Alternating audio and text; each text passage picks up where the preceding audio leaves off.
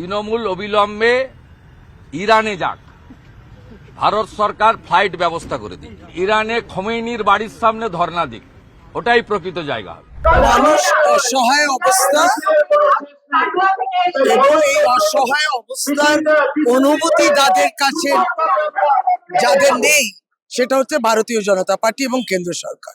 অনুভূতিতে নেই, দায়বদ্ধতাও নেই, তাই তাদের এই আচরণ অমানবিক, এই বক্তব্যটাও অমানবিক।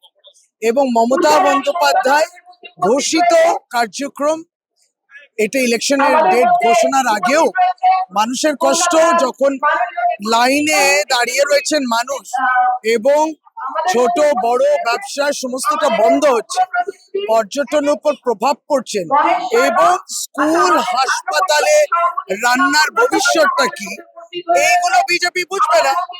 ফলে ওদের এইরকম ইররেসপন্সিবল স্টেটমেন্ট আপনি শুনবে।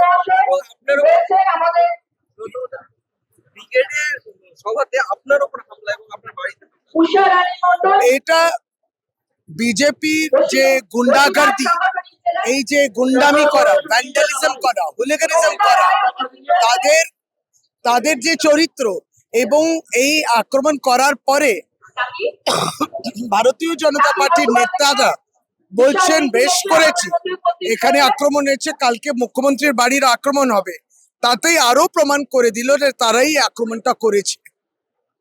উদ্দেশ্য প্রণোদিত এবং পরিপূর্ব পরিকল্পিত ছিল।